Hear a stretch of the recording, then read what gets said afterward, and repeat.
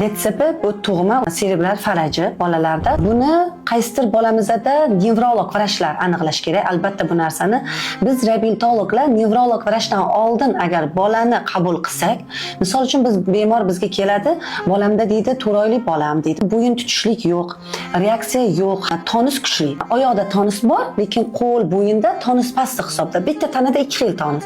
Keyin men ularni darrov nevrolog vrachga yo'naltiraman. Bu to'g'ri yo'naltirish. Aslida meni o'zim ham bu DTSP yoki mana bunaqa to'g'rida deyishim mumkin, lekin bizga birinchi bo'lib nevrolog vrach tashxis qo'ysa, u to'g'ri yo'nalgan bo'lamizda.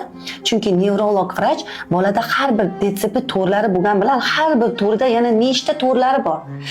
Qaysi alomatdan keyin qaysi diagnozni qo'yishlik ular bizdan-da ko'proq to'g'ri diagnoz ta'minlash beruvchi mutaxassis hisoblanadi. Biz to'g'ri yo'nalgan va bolani sog'ligini bir vaqtda o'ziga to'g'ri ta'minlagan bo'lamizda.